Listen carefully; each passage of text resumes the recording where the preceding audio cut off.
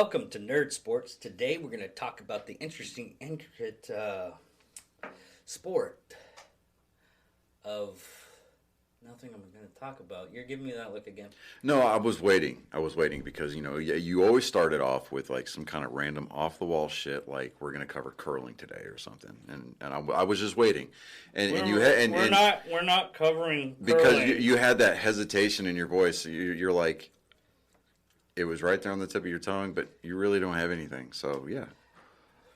I was going to say curling, but then I just remembered that how much you don't like curling and everything. So Hey, no, I've got nothing against curling. I mean, it lets fat bartenders and bar stool occupants become Olympians. So hey, golf. No, not like golf. Not like golf. No, not like golf. Okay. Anyway, so it kind of started off this week. And actually, this happened yesterday. There was a lawsuit filed against Major League Baseball because of the whole fiasco surrounding this year's All-Star Game. Earlier in the year, they had MLB and the Players Union made the decision to move the All-Star Game from Atlanta to Colorado. Based on the misinformation that was put out about Georgia's election laws or voting laws, requiring voter ID and everything like that. They were, you get that left, the left's talking points about how anything revolving around voter ID, it's somehow racist. Well, that stemmed to actually the Jim Crow laws back in the 60s. And see, that's a stick man argument, and it's nothing more than it's just a simple misdirection. And let me explain to you why. If you're going to require us to have ID to fly, to drive a car, to get a gun, how is it any different for you to prove that you are a citizen, and B, a citizen of that precinct upon which you are voting in during an election? How is that racist? But all that aside, we'll get into that in a minute. But a conservative group, and this is coming from Reuters website. They're a very semi-reputable news source. There's also NBC News out there. There's also this is being reported by multiple sites. I mean, there's a lot of information that's being put out there. But it was a group of conservative small business owners. It was a conservative group representing small businesses. They sued Major League Baseball and its players union over the decision to because they're missing out on millions, right. Hundreds of millions of dollars. Well, in a Monday night complaint, so this was filed last night, Job Creators Network said that the defendants violated, and the defendants being Major League Baseball and the players union, they violated a 150-year-old federal civil rights law designed to combat the Ku Klux Klan by purposefully and maliciously choosing to punish small business owners by moving the game rather than seek relief from state lawmakers. And it's seeking to return the All-Star Game to Truist Park outside of Atlanta. It's also seeking $100 million for damages for businesses and $1 billion of punitive damages. As of right now, the game's still tentatively scheduled for July 13th at Denver's Coors Field, which is where the Rockies play. Now, Major League Baseball and the Players Union did not immediately respond for comment as of today, as of this morning, actually.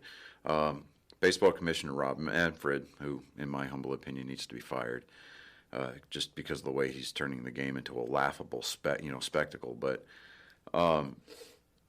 the Players Executive Director, Tony Clark, are also listed as defendants in this. And this is, quote, a knee-jerk, hypocritical, and illegal reaction to misinformation about Georgia's new voting law. And this is coming from Alfredo Ortiz, the president of the Job Creators Network. The group's founder includes Bernie Marcus, the co-founder of the Atlanta-based Home Depot. It called losses from the game, moving the game, staggering, including more than 8,000 canceled hotel reservations. Georgia's new voting law was signed into law in March by the sitting governor, Republican Governor Brian Kemp. It added a new identification requirement for absentee ballots, limited drop boxes, and it made it a misdemeanor to give water to people waiting waiting in line to vote. Yeah, and the reason why that is because in all reality, you're not that. It's basically setting it up to where, hey, I'm from this section or party. It opened the door to ballot, to polling or campaigning, and campaigners are federally prohibited from being near or within a certain distance of polling locations. Yeah, and that's not going against one party or no, the other. And that's it's for and both it's all parties. and it's an inclusive thing on both sides.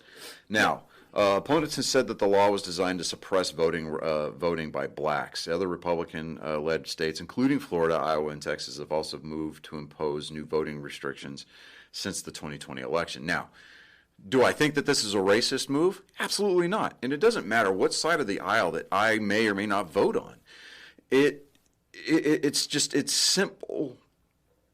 It's a simple deterrent put into play, that we can put into place to ensure the validity and the legality of our elections. Now, on this, I'm actually going to play devil advocate because I had this conversation with this will be fun.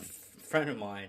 Is if you're going with the data and everything, the people that are minorities and everything like that, they can't get IDs and they can't do this. I'm like, you do realize it's 2020.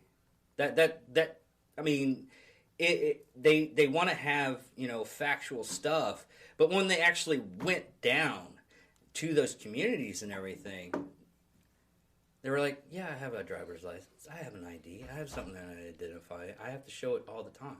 Right, and see, okay, so to that point, trying to say that blacks and other minority groups are not capable of getting state IDs or driver's licenses in of itself is kind of a backhanded racist comment. Yeah. Because you're implying that this particular demographic or those demographics are either not smart enough or they're incapable of getting something. I'm still trying to figure out where they get the data. I was like, are you getting the data from 1960s and 1950s? Well, again, it's a stickman argument, and it's because, with the 2020 presidential election that, I mean, at the risk of becoming or sounding very polarizing, if you say something to get us thrown off of YouTube, I'm going to kick your ass. Hey, you know what? They can't. It's really strange, and this is nothing on you or anything like that. It's their analytics. If you talk about the voting or anything, I think it might be down, but I'm not really sure. If you talk about voting, if you talk about the virus, well, to that extent, any article, link, whatever, it doesn't matter what social media platform that we're using.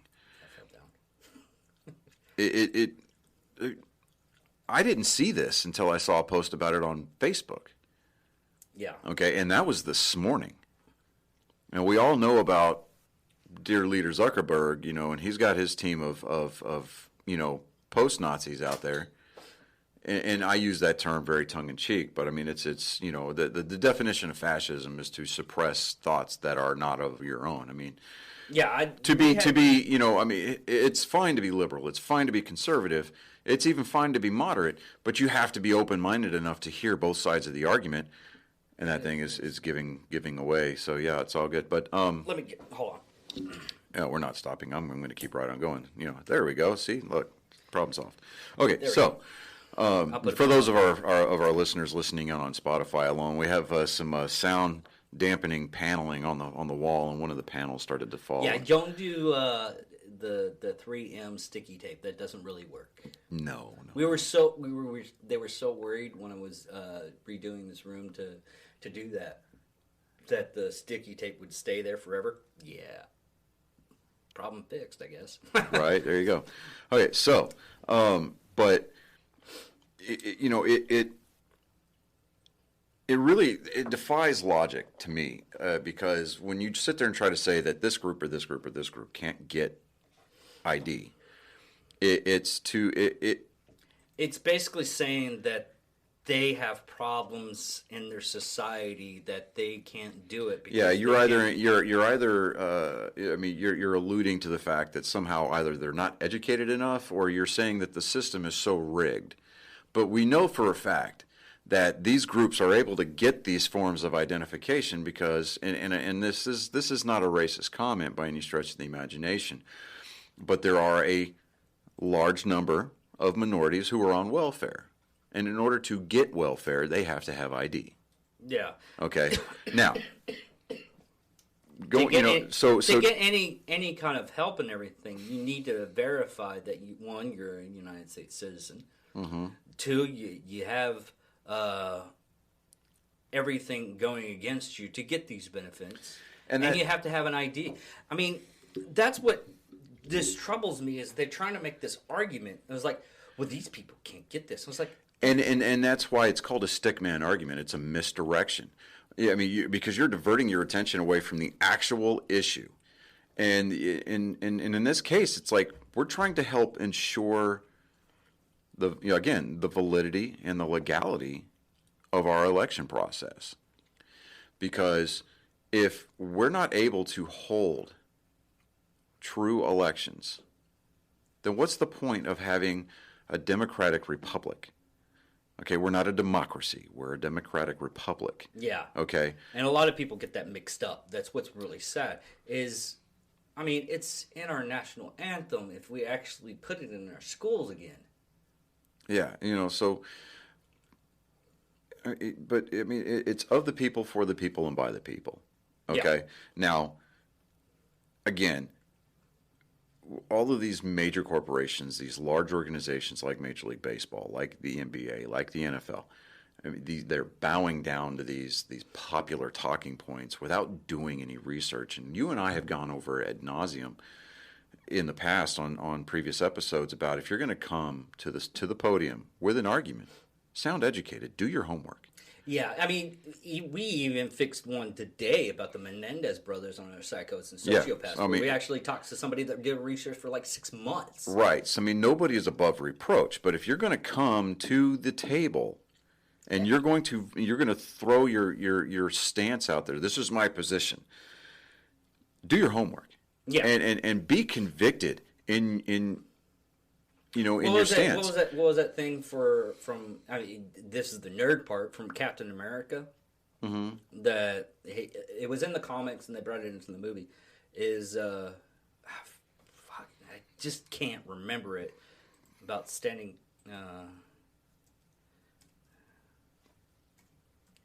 Oh, see, now you got me thinking about it, and it's right there on the tip of my tongue. I know. I'm doing this. I did the same thing. But, I wholeheartedly believe that the game should have never been moved from Atlanta. Would traffic be an unusual nightmare in that area? Absolutely. Anybody who lives in Atlanta will tell you that traffic's a nightmare to begin with. But Atlanta themselves, they have put so much time, effort, money, and resources. We went over this, and I think it was one of our first Nerd Sports episodes about the All-Star Game getting moved. Yeah, we talked about it. And so, if it's not going to get moved back this year, it needs to be in Atlanta next year. These businesses and these hotels and everything like that, they need to be compensated somehow. And that compensation absolutely needs to come from both the Players Union and the Major League Baseball itself. Because they made this knee-jerk reaction because why? The left said this is racist. And without doing their due diligence and seeing exactly what the law says, and actually standing back and getting out of your own way and looking at the problem. Okay, we've got a problem with people voting more than once. We've got a problem with people who don't live in these districts and didn't live in these precincts, or even in these states, coming in and affecting those elections. And it goes even as far as like on a national scale. You've got special interest groups that would love to see one party win versus the other. They're bussing people in, and I'm not naming any names, but his initials is George Soros. I mean, the paper trail is out there, but nobody wants to. Nobody has the resources available to pull the trigger and pull this guy into a courtroom without his army of lawyers tying it up in litigation for years. And and it's sad. It's embarrassing to not only America, but to the game. And I've stated on more than one occasion, baseball is perfect. What makes it watchable is that we get to watch imperfect men play it. Yeah. But what's making the game unreasonably and unfathomably unwatchable is the way that Robert Manfred and the Players Union is handling the game now. Yeah. We've got these 7-inning doubleheaders. We've got the runner in scoring position for extra innings.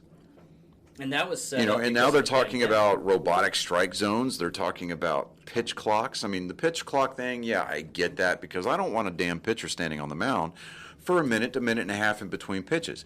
That's going to drag the game out unnecessarily. If a pitcher can't make up his mind as to whether or not he's going to throw a pitch, then he needs to go find something else to do. Yeah. He needs to get on the same page with his catcher, and that is on. I mean, that's from the top down, from the ownership of the group, ownership group of the team, all the way down to the player. They need to get on the same sheet of music. They need to figure out how the game is supposed to be played and play it. Yeah. Okay. Now, by the way, I found that speech. And we'll get to that in a second. Yeah. Well, actually, you know what? Go ahead. Okay, and this is not coming from the actual movie. This is actually coming from the Civil War comic book, the first one. And it this is what Captain America said. And this actually goes true today. It doesn't matter what the press say. It doesn't matter what the politicians or the mob says. It doesn't matter if the whole country decides something's wrong. Is something right. The nation who founded on one principle above all else, the requirements that we stand up what we believe, no matter the odds and consequences. When the mob and the press and the whole world tells you to move, your job is to plant your feet like a tree beside the river of truth and tell the whole world, no, you move. Exactly. See?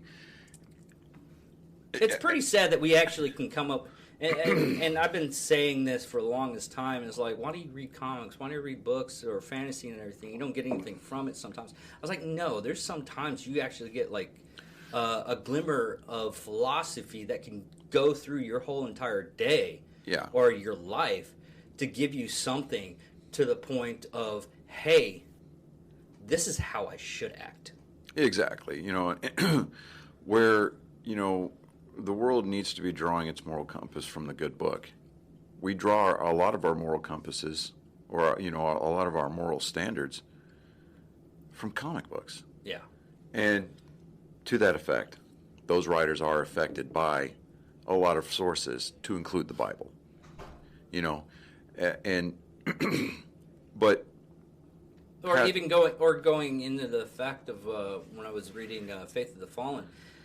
People were telling me, it's like, why are you so anti-socialist? And I was like, well, I'm anti-socialist because I read Faith of the Fallen, and it gives you a detailed look of what socialism is and what capitalism is. Yeah, but and I'm gonna give myself a hard wall here, but so that way I don't get too far into the weeds. But when we're talking about socialism, okay. Your personal property is a direct representation of your time and labor. Exactly. I'm not going to bust my ass all year in a classroom and make an A for Susie J. Rottencrotch or Billy Joe Fuckall to dick off all year, get an F, and to have my A split in half and we be given 2 C's just because it's fair. No. Yeah, and it's about ingenuity. It's about motivation. It's about tenacity. And they've done case studies with students of how things can. This is how socialism is, and it's a grading system. How everybody gets the same grade, even though someone busts their butts for like 3 days with no sleep, hyped up on Adderall, trying to get all this stuff studied up, and a person that just comes in, it's like, I just put my name on it and just ABCD. Abacadabbed it. That was a military term. Yeah, abacadabbed it. But yeah, getting back to the story here, I mean, Major League Baseball and the Players Union stepped on their proverbial dicks here. They really did. Instead of standing firm and saying, no, look, we've made a commitment to this city, we made a commitment to the surrounding communities, the game will be represented properly in the city that we chose. Exactly. That's what's No, really... they decided to go the political route, and for expediency and optics, and I hate that term, optics, because if it looks good, it is good. No, that's a bunch of horse shit, and they know it. It's almost as bad as the whole... and I forgot to talk to you about this. It's about like the new Army commercial. Have you seen that? The whole... You don't have to be smart enough to be a helicopter pilot, Dill. And all the other stuff. I mean, it shows diversity in the Army and everything, which it hands down. Like Choose Your Warrior or something like that. Yeah, I'm like, angry, come on, man. Angry Cop did it. It was so hilarious. Yeah, I'm gonna have to look up that video, but I mean, like, I see the commercials for that new recruitment campaign that they've got, and I'm just like, but it's for the woke crowd. I'm just sitting there going, you know, they stopped giving dollars to sports teams like NASCAR teams to put their name on a car, which was, you know, I mean, those were good recruitment dollars spent, you know. And now all of a sudden we're going to sit there and go, choose your inner warrior. Oh, well, no, not everybody's a warrior. Some people are truck drivers. Some people are, you know, pharmacists, you know, whatever. It doesn't matter. But anyways, that's getting way off into the woods. Yeah. Other news in Major League Baseball. Tomorrow is going to be the inaugural Lou Gehrig Day. These efforts include special moments at Major League ballparks and a series of fundraising efforts aimed at supporting charitable organizations. Notably, the Expanded Access Protocol program at the Sean Healy and AMG Center for ALS, which ALS, basically, okay, so whenever Lou Gehrig died, they didn't know what he died of, so they just called it Lou Gehrig disease. It was later called ALS. So it, you know, I mean, a lot of I think a lot of the fundraising and a lot of the charitable stuff that they're doing for Lou Gehrig Day is going to go towards combating ALS, which I agree with. It's cool. There's going to be a fourth inning video feature starring Steve Gleason, ALS advocate Steve Gleason, and I'm getting this article from MLB.com, but let me see here. ALS advocate Steve Gleason will be featured in a special ballpark moment highlighted during the fourth inning, or pregame at some ballparks, of all Lou Gehrig Day games. During this moment, a video created especially for Lou Gehrig Day will be shown to offer a glimpse into Gleason's own voice as he recites a part of Gehrig's famous Luckiest Man retirement speech. This opportunity is largely thanks to Project Euphonia, a Google research team focused on helping people with atypical speech be better understood. The approach is centered on analyzing speech recordings to better train speech recognition models for those still able to speak, and on creating authentic, personalized voices for those no longer able to speak, especially with ALS. I believe one of the more profile people that had ALS was Stephen Hawking. Yeah. Okay. And he spoke through a computer. That wasn't his real voice. That was just a computer-generated thing. It just happened to be, that was his, you know, that was Stephen Hawking's voice right there. I mean, as far as anybody knew, that's what he sounded like. Anyways. Wait a minute. If you're going to make a joke, let's hold up on that. Yep. That wasn't No. his voice? No. God, no. That makes no sense. Oh, but in a hindsight note, about, because man, that guy that did the actually Stephen Hawking movie, he did an interview with Stephen Hawking and everything, and he's like, man, this is the most frustrating thing I ever done, because you asked the question, you had to wait probably about 3 to 4 or 5 minutes for him to answer. Yeah, because he's having to type it out with his eyes, yeah. You got to make sure that the question's really good, and I made the stupidest question you could possibly do. He was like, man, I just feel so mentally challenged after that. So. Yeah, but let me see here. Club activations is Major League clubs home on Lou Gehrig Day will host special ceremonies and activities at their ballparks. Many clubs work closely with the Lou Gehrig Day Committee to develop those special activations, which include participation by the ALS community in ceremonial first pitches, on-field recognition, and the national anthem, and more. Each Lou Gehrig Day, on Lou Gehrig Day, each home club will also display a 4 ALS logo. It's a 4-ALS. 4 was because that was Lou Gehrig's number. But 4 ALS logos in ballparks commemorating Gehrig's uniform number. Additionally, all players, managers, and coaches will wear a special patch on their uniforms, while the red 4 ALS wristbands will be available to be worn in game. Clubs with an off day on June 2nd will observe Lou Gehrig Day on June 3rd. So, I mean, they're just going to continue. It's kind of like Jackie Robinson Day. Everybody wears 42 on that specific day, and clubs that are off, those teams observe it either the day before or the day after. But, you know, and it's kind of funny. And I put some forethought into what I was going to wear today for today's episode. Because, you know, I always wear something sports related whenever we're shooting the show. I hadn't noticed. Well, anyways, you know, we're talking about, we're talking about MLB moving, you know, that lawsuit against Major League Baseball and the Players Union, and their knee-jerk reaction. Let's call a spade a spade. It's a knee-jerk reaction to move the game out of Atlanta based on misinformation that they were just basically regurgitating about the voter laws in Georgia. Okay.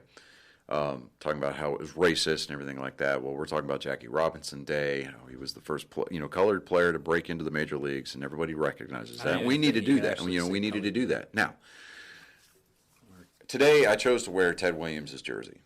Okay. Okay. Ted Williams, arguably the best hitter to ever play the game, ever. Only man to ever bat 400 for a season. Took two breaks in his career to fly jets for the Marine Corps, both in World War II and Korea. Still managed to hit over 500 home runs. Anyway, now, as you and I were traveling to Vernon, or back from Vernon, we were listening to The Way I Heard It by Mike Rowe, that podcast. Yeah. And he was talking about Ted Williams and how Ted Williams was half Hispanic. And had he made that known, he might not have been able to play Major League Baseball the way that he did. Which is really sad. It is sad. It is a very sad narrative of the state of the game back then. Does racism still exist? Yes. Will it ever go away? No. Is there ways that we can combat it? Absolutely. Do I agree with the racism? Absolutely not. I think that it has no place in society. It has no place in our national pastime. It has no place anywhere. It's just unfortunate that it's one of those things that we're always going to contend with. Now, when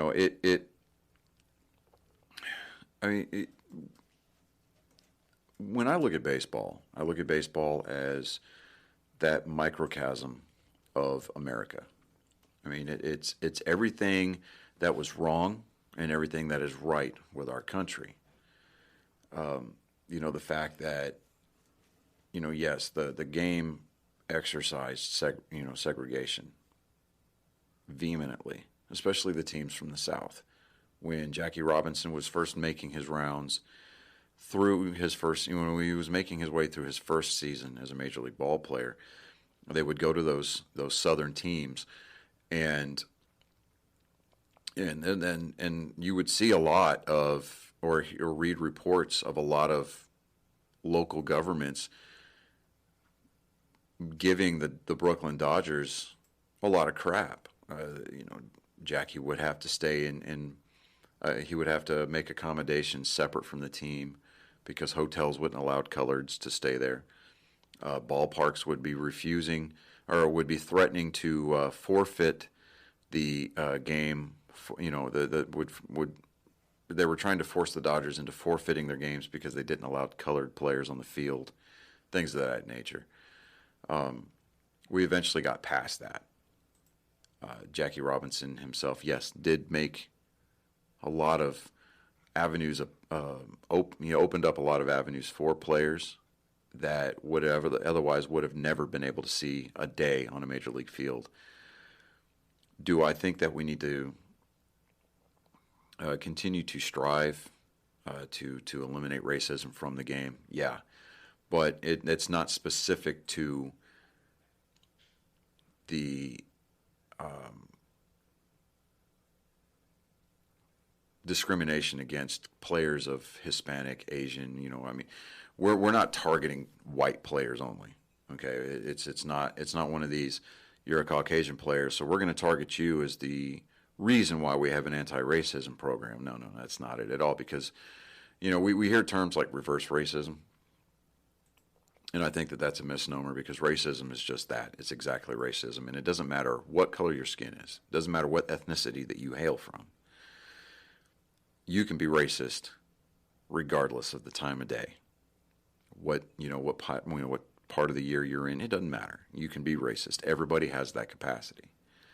And I will vehemently sit here we will go on air and we will debate that till we're both blue in the face with anybody that is willing to come on here and talk about how one group is not racist versus the other. I'll call bullshit on that all day, every day. Because you can be racist and somehow get a pass because of the color of your skin, and like, what is it? Because you're entitled to it somehow? That's a double standard. If you're going to apply a standard to one group of players, you need to apply that standard to every group of players. Make it a universal standard, so that way you're not targeting anybody. It's kind of funny though, is looking through all this stuff and everything, and everybody thinks, because we see the racism between people that are white and black people and everything, or white against Mexicans and everything. Yeah. Nobody talks about how Asians are really racist. Well, I've had Asian people tell me flat out, it's like, no, I think Asians are the most racist people I've ever met, and they're Asian. Not to say, who's high and up and everything like that, but it's just one of those things that I was like, really? Yeah, I mean, like, okay, so you look at my family, not my immediate family, but people that share the same surname. We have Indonesian, we have Asian, we have Pacific Islander, we've got black, we've got white, we've got Native American, European, it doesn't matter. I mean, the Skelton family is kind of a global thing, so to insinuate that just because I'm white, somehow I've got some kind of privilege, well, no, that's not it at all. Because, if white privilege were an actual thing, then you wouldn't hear a single white person bitching about how they, you wouldn't hear them bitching about anything. Because we would probably be the most well-off demographic in the world. And it's not to say that we don't have our sullied past. Every race, every ethnicity does. But I just think that we need to stop looking at it from a generic standpoint and saying, well, because the race card. Honestly, the race card is probably one of the easiest things to play, next to the gender card. And yeah, I'm talking about just two biological genders, male and female. Yeah, scientists keep on saying that the coronavirus is actually more prominent to men than women. What about the other 70 species? Right, sex. We can make jokes off camera, and we have talking about, well, I identify as an Apache helicopter. It's like, but that doesn't mean that I'm going to be able to shoot Hellfire missiles out of my ass. You can't. No, you can't. You can't. You could eat spicy food, and it feels like you've launched a Hellfire missile out of your ass. But in all actuality, all you're hearing in the back of your mind is Johnny Cash's mariachi band playing while you hear Ring of Fire. But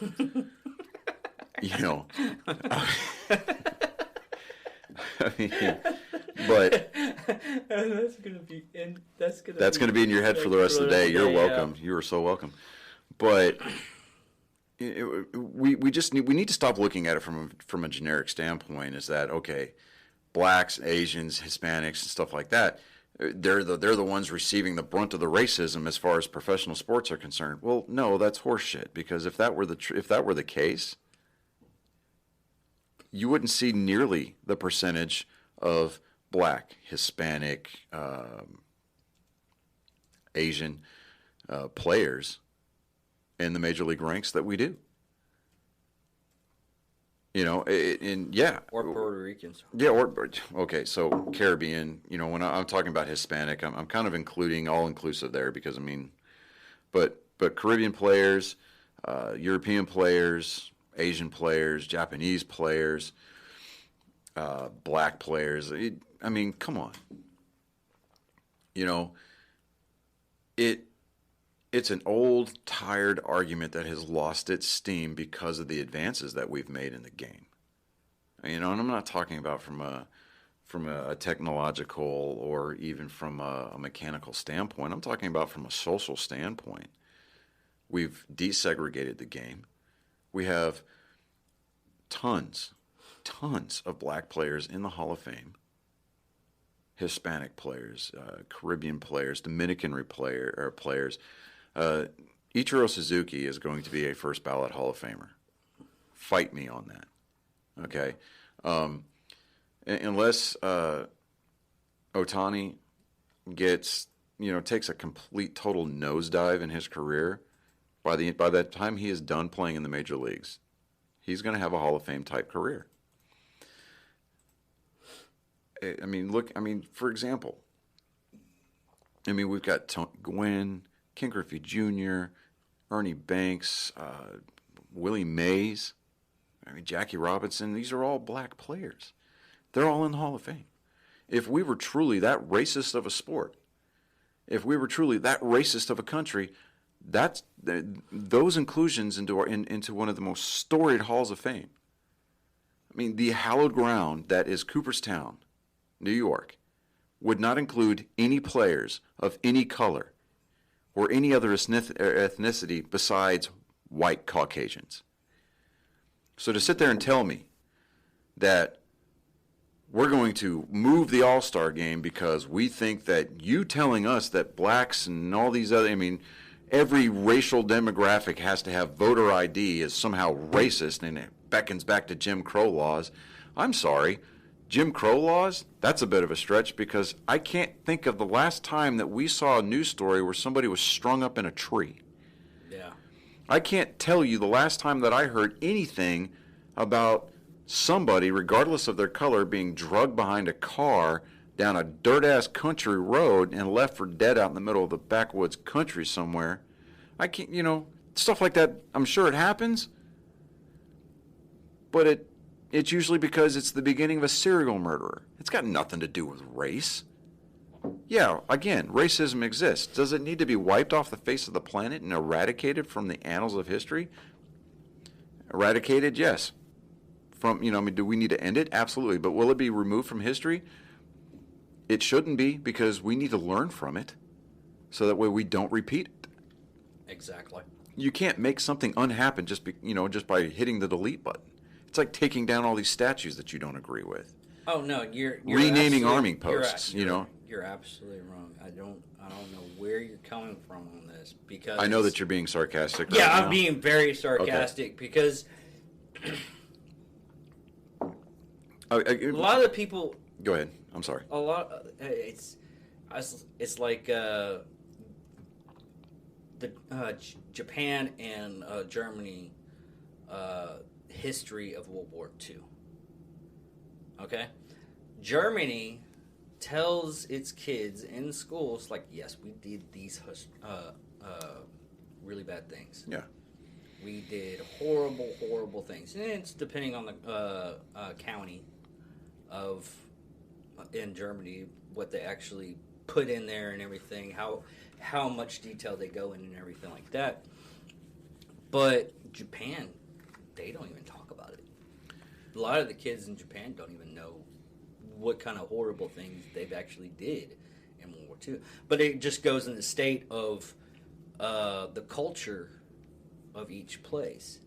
Now, we, on the other hand, there's some things that just here recently has come to light that I knew about long beforehand.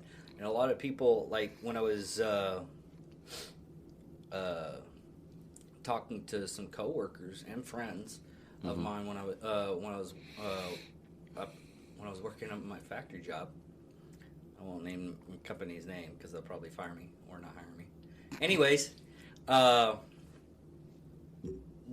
Watchmen TV series came out and everything like that. And, Yeah. And a friend of mine that watched it, who's probably about 52, Right. and he comes up to me and is like, "Hey, kind of curious about the Watchmen stuff. Did that Tuscan riot? What that was weird. Could you imagine that actually happened?" I was like, I hate to tell you this, but that's true." He's like, "What?" I'm like, "Yeah, that actually happened." Yeah. Because it was because Tulsa was considered the Black Wall Street because a lot of people in that time frame in that area more or less made super bucks. I mean, Tulsa, Oklahoma could have been like the new New York if that riot did not happen. Yeah. And because of that riot happening in such a devastating spot and devastating way, I mean, they had airplanes shooting people down in the streets on our own soil. And he's like, "That really happened?" It's like, yeah, that stuff was whitewashed. I will tell everybody that stuff was whitewashed. Yeah. And again, okay, we can go back and we can quote Winston Churchill. He said, "Those who do not learn from history are doomed to repeat it." That's why I vehemently disagree with the removal of statues. I don't care who the statue is of. I don't care. I mean, that's like if somebody were to sit there and, if they were to erect a statue of Obama, pulling that statue down is not going to make him disappear as the 44th president of the United States. Okay? His 8-year administration happened. It's part of history. Yeah. Okay? The things that he did in office, do I agree with most of them? No. But is that going to, just because I disagree with it, just because I didn't vote for him, is that going to make me want to go pull down a statue? No. Pulling down statues of Civil War generals or founding fathers of our country, or wanting to demolish Mount Rushmore because they owned slaves, is that going to make our country any less great? No. What makes our country great is the fact that we intuitively and historically have the ability to rise above our shortcomings. And that's what we did. And that's what we continue to do. Yeah, most of this stuff. But with the way that society is structured nowadays, it's all about optics. It's all about catering to the now. It's the social media generation. And I think historically, if we look as the years pass, historically we're going to look back on this time period, and we're going to start seeing terms like woke and gender fluid, and even terms like social distancing. We're going to look at it. This is basically going to be considered probably one of the darkest times in our history, historically speaking, because we've got so many. Yeah, see, now I can hear myself. That microphone's weird. But we're gonna see. We may even be viewed. This might even be viewed as one of the least intelligent periods in our history, because everybody's just so social justice oriented. It was like we need. It's like that T-shirt that I own. It says "Make America Offensive Again." We need to get back to times like that. It's like, okay, or don't be afraid to get your feelings hurt, because we've got the ability to ignore. We've got the ability to walk away. But instead, no. We get people who get behind a keyboard and get behind a screen. They practice the or they bask in the benefits of that anonymity, and they don't know what it means to get punched in the mouth. And I'm not advocating violence, so let's just not go down that road. I mean, what I mean, figuratively speaking, is like people are not afraid to voice these talking points or these uneducated opinions of theirs because there's no backlash. There's no fear of backlash. And, while they can go in and they can delete it and then, and they can issue some kind of half-assed apology that has no sincerity to it at all, and all of a sudden they're forgiven. It's like what happened to Kevin Hart. What happened to Kevin Hart was stupid and ridiculous. How he was basically shunned out of the Oscars, being a host of the Oscars, because it's something he said like 20 years ago. Yeah. And you're going to have, and that's the problem with our woke crowd. And I even, just using that term alone is kind of repulsive to me. It makes my skin crawl. Because I feel like I'm losing intelligence points just by saying it. But the problem with that crowd is, the fact that, they've got all this time, effort, and energy that they're devoting to doing the research to destroy somebody. Why not use that for something a little bit more constructive? Because nobody is the same person that they were 10 years ago, 5 years ago, even 20 years ago. People change. If the one thing that is constant throughout the course of human history is change, right? The game of baseball changes. America has changed. The way that we do things as a society has changed. We don't segregate anymore. We're inclusive as far as the races are concerned. Your sexuality is now, it used to be being gay was illegal. Now it's not. Do I think that it should have ever been illegal? No. You really, to be completely and perfectly honest, I know plenty of gay people that are stellar human beings. Because I know a lot of gay people that are... they're quality human beings. Do I agree with their lifestyle? Do I agree with some of their life choices? No. But I have that right. Just like they have their right to disagree with some of the things that I believe in. Yeah, but they really throw really great parties, though. All that aside. Fuck, dude. Well, they do. Okay, great. Yeah, I'll give you that point. But that's not what we're debating here, or that's not even what we're discussing. We're talking about, human decency. Yeah. And our ability to innovate. And it's like, okay. And change our views, basically looking at a certain situation that right now could be viewed as wrong, and then later down the round way, you talk about it, you discussed it, and that's what I was talking with the person that was on for our show today. I was like, we want it to be very, very open. If you have a problem with us, come at us. But if you don't know what you're talking about, yes, you will be really, really, really beaten to a pulp. And I would hate to be you on that side. Parenthetically, beaten to a pulp. But Verbally. But, it's okay to be open-minded. Yeah. But don't be so open-minded that your brain falls out. Yeah. We have to use that gray matter that is given to us between our ears for something besides filling the vacuum. That's another thing that a lot of people don't want to do anymore these days is... They don't want to put in the effort to defend their points. Or research their point and debate it to a point where they... I've had people just come up and was like, "Oh no, you're right. You're just mansplaining." It's like, dude, and that's another term that just absolutely gets under my skin is mansplaining.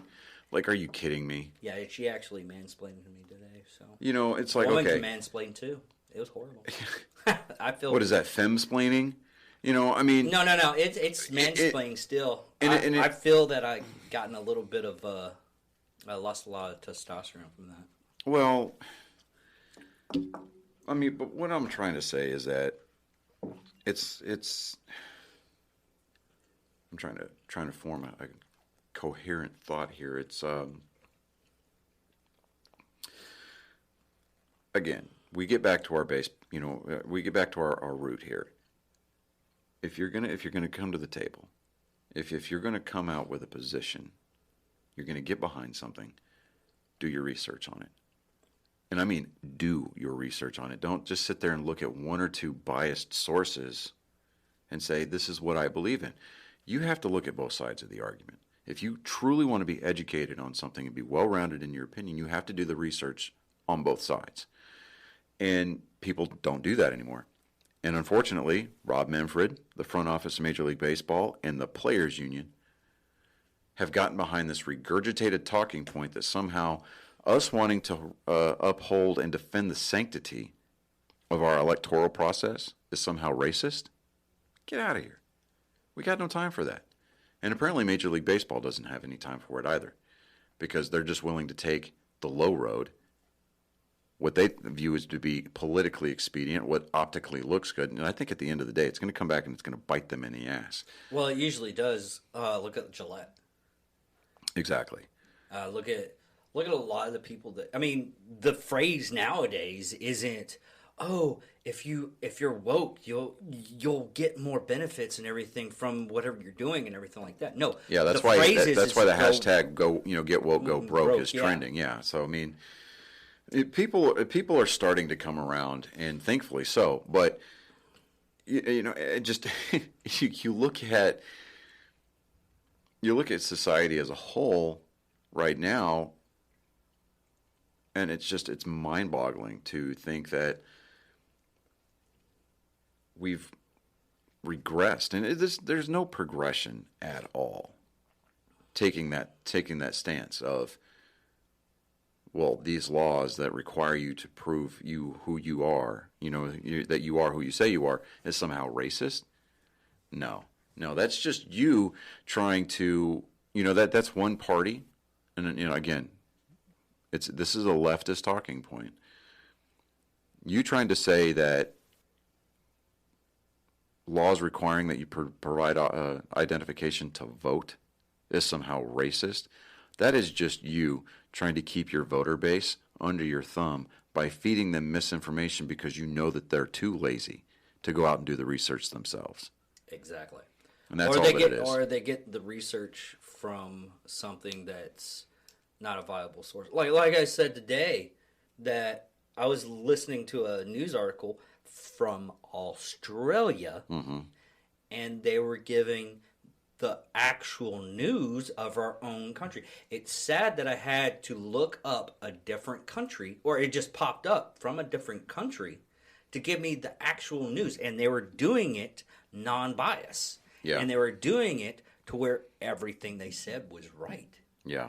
This is from a different country, not our country. Right. I mean, and this is going to be the part that's going to be like, the easiest way to develop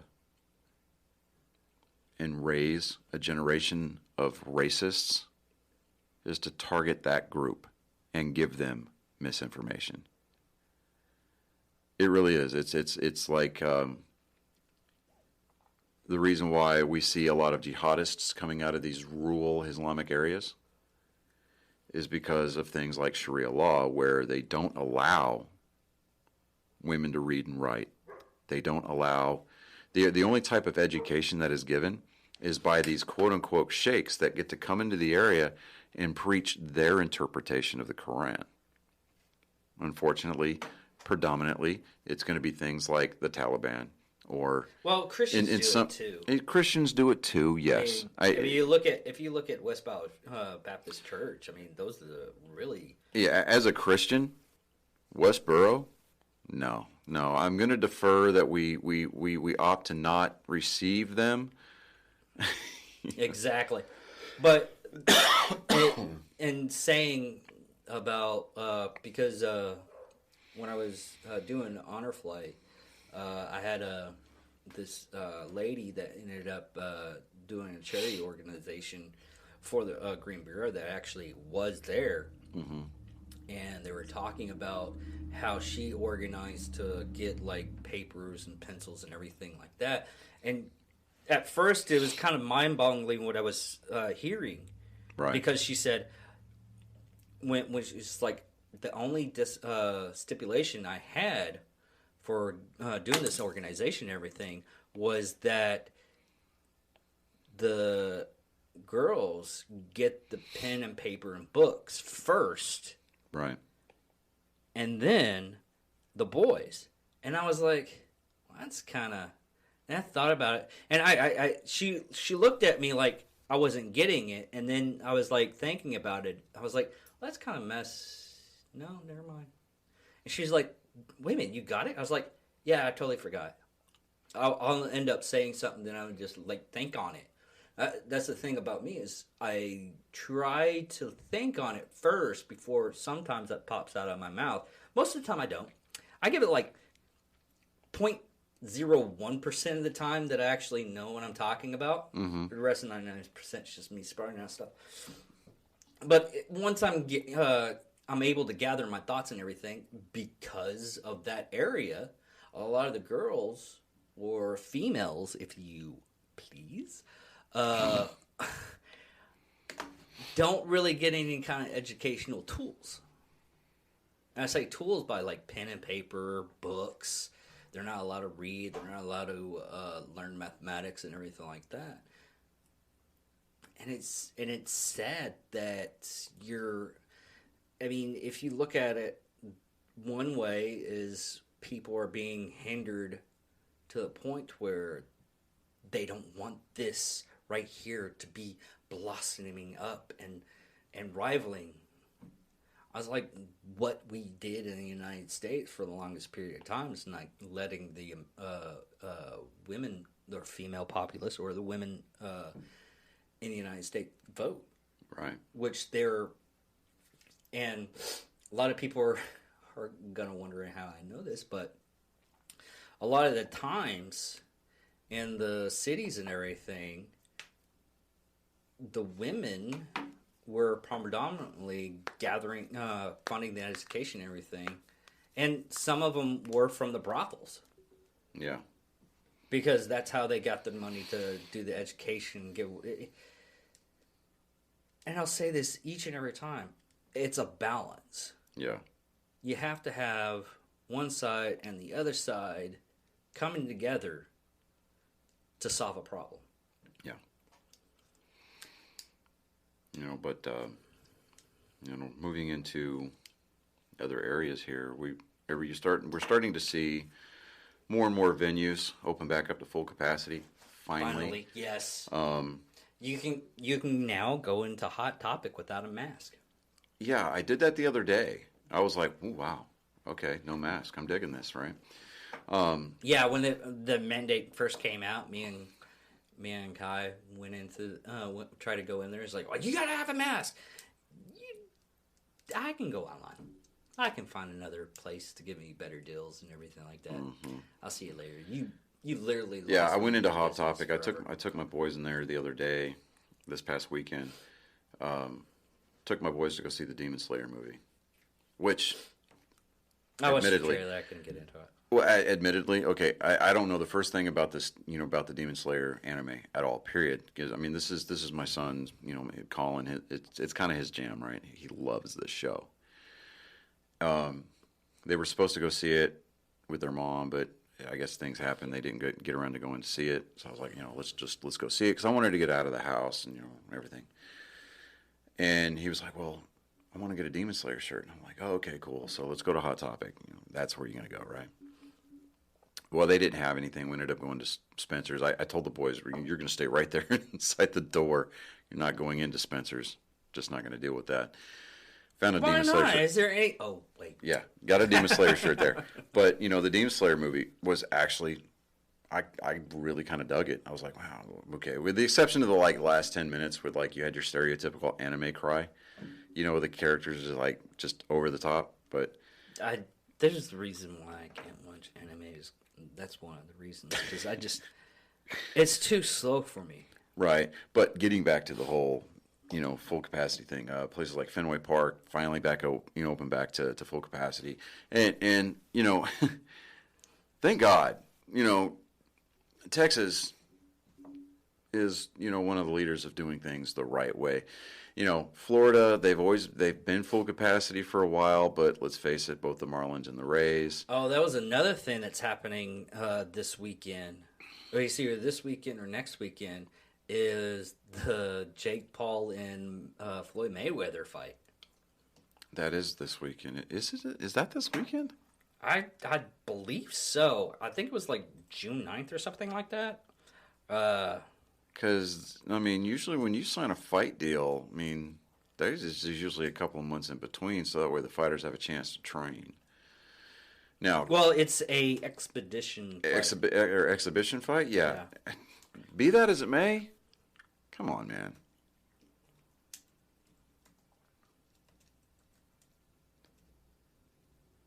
And I'll go back to the point that I really want to see Jake Paul get laid out.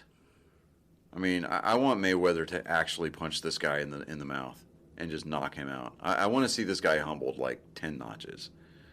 We're talking dial it up to 11, Spinal Tap style. But anyways, so getting back to the full capacity thing, it's the way that it should be, and it's the way that it should have always been. This whole, you can come at me with this whole, we've been in the middle of a pandemic. No, don't give me that crap.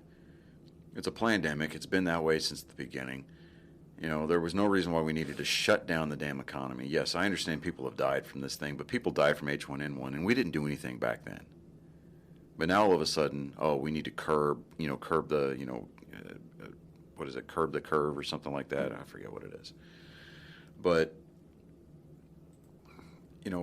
jobs. June 6th. Oh, wow, okay, cool. See, no, they needed to fight that fight on another day, because we can't sully D-Day with Jake Paul running his mouth. I'm sorry. That's just bad timing. Anyways, I digress. Getting back to full capacity, June 6th is D-Day. Come on, man. Man, I got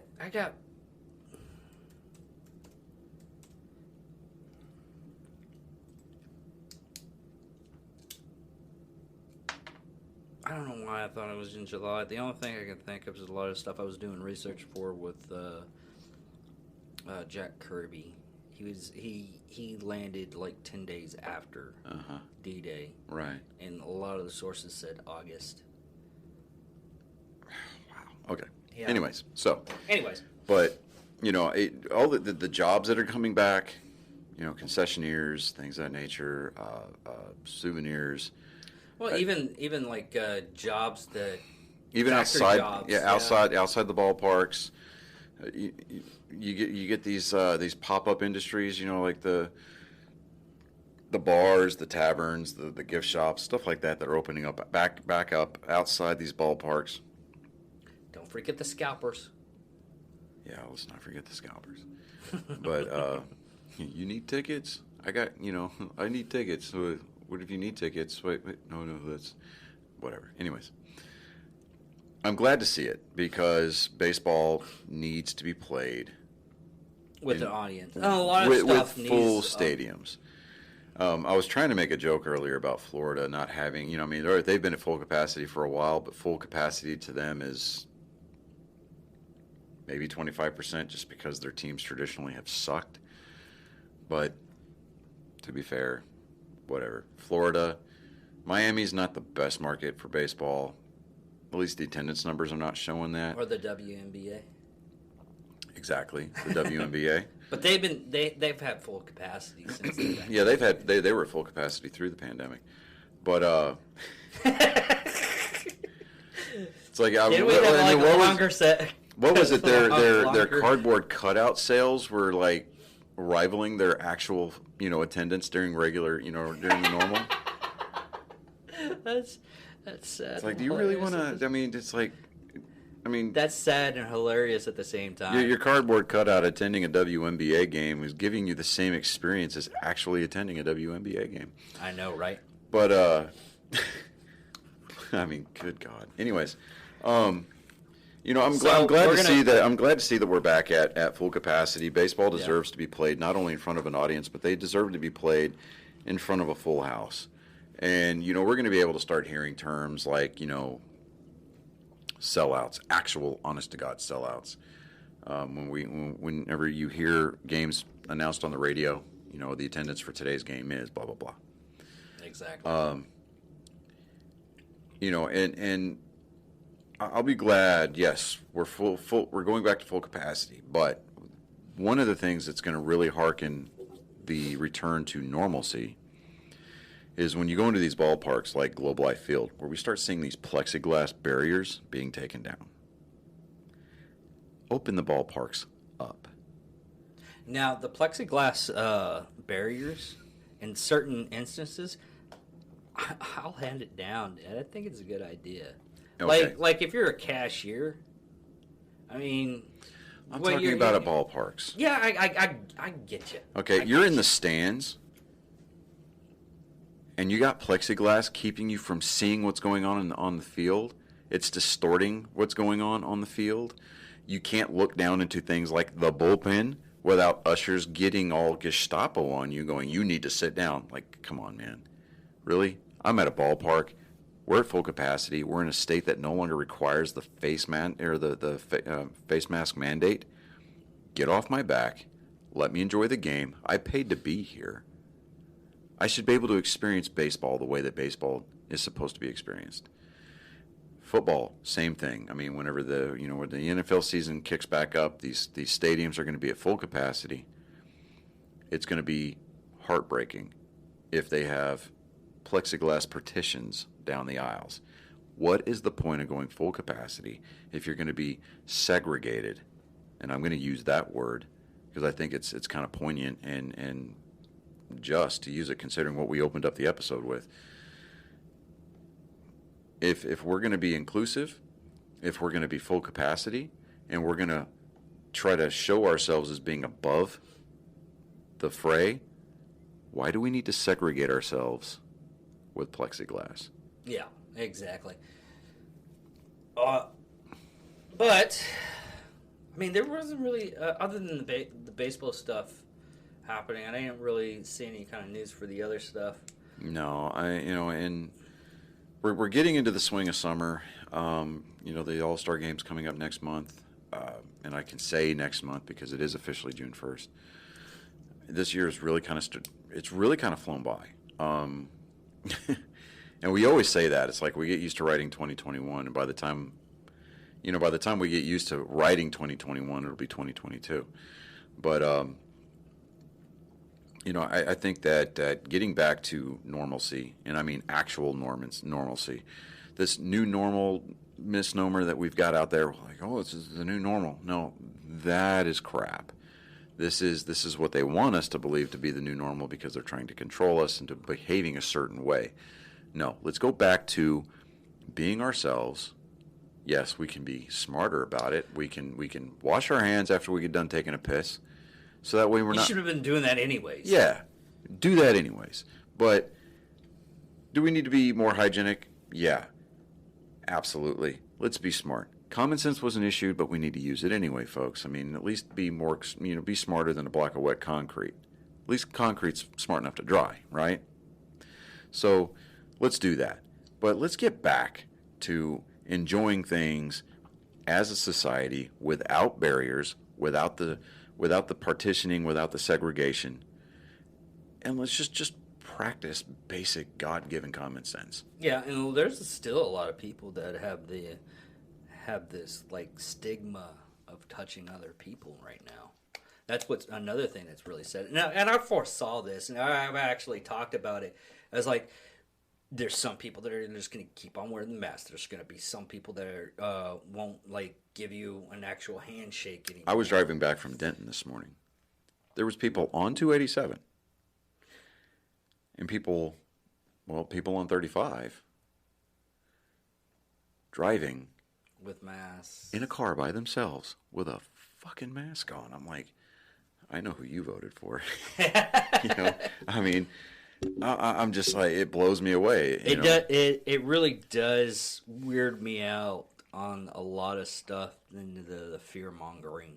Yeah. And how easy it. Well, it's what I always tell people when I read like Wizards First Terry Goodkin's Wizards First Rule for the Sword of Truth saga.